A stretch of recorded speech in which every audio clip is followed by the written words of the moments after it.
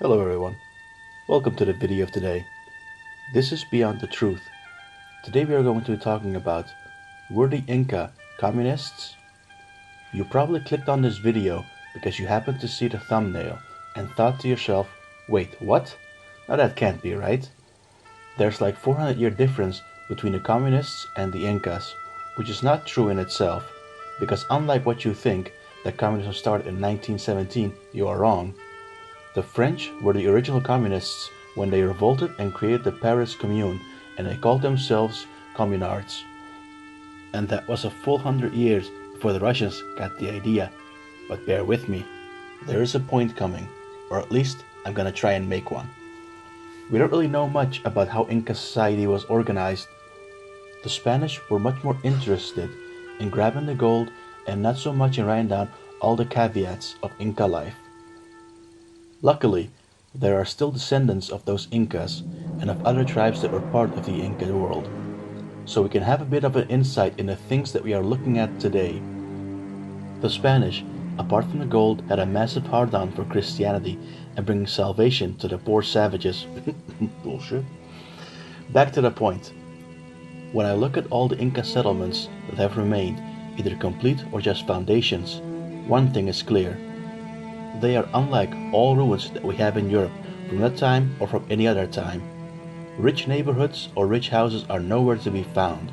We can see high-status buildings that are called palaces of the Inca kings. But maybe those were communal buildings. That is how little we know about these things. If you just Google any Inca site, you can see house after house after house. And all of them are almost of the same dimensions and proportions. Certain tribes had rectangular houses, others had round ones, and some had a random combination of both. But the thing is, all of them, whatever the shape, had the same size relative to each other. We do not see any evidence of nobility anywhere. No ruling class controlling and profiting off the poor population. But they do have a type of building that we can call monumental. All Inca settlements have huge storehouses. The larger the population, the more storehouses there are. Let's jump to present day. All the native tribes that still follow their ancestral way of life. Up in the high Andes, far from modern living, for those people, communal work plays a big part of their lives. When a man marries and needs a new house, all the men from the village come together and make the house, and then all the things that need to be done. Everybody chips in, and things get done. Yo boys, this bridge is getting old. We need to make a new one. And they all go and make a new one. And all the women in the community come together for the cooking, the weaving, and the knitting, etc. And one thing that the Spanish couldn't comprehend was that the Inca didn't have a concept of money, or as gold as wealth. At the end of the day, that was the motivation for the whole thing for the Spanish. We need money, we need gold. I need to raise my standing in society with gold and money, and I'm gonna go and take it from some other people. And they found an entire people that didn't care about such things. Their minds must have been blown. So, knowing what I have taught you about house and village construction in Inca time and about communal work and native population, let's try connecting the two.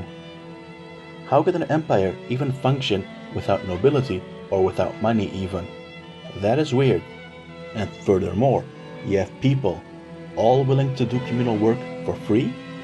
What if it wasn't free work? What if it was all a very intricate contract between people and the empire? A very simple, well-ordered relationship as to what the empire provides for the people and what the people provide for the empire.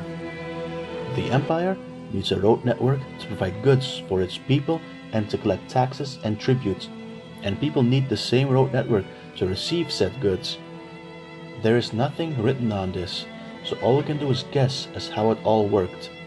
But we have the huge storehouses everywhere. Say you are an Inca villager, you have worked your ass off, maintained the imperial road, and you go to the storehouse, and you take the sack of potatoes that you have earned. Or maybe it is maize season, and you also get a sack of maize. Hey, maybe things are going good, and there is dried llama meat too.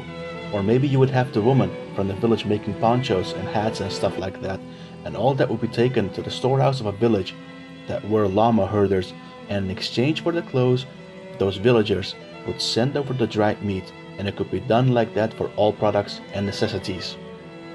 I don't know about you, but to me, this sure sounds like communism, or at least what communism should be in theory.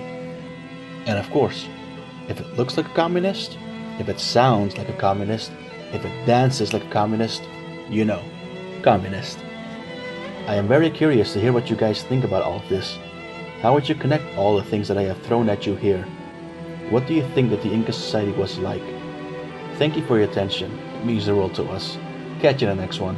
Peace out, comrades.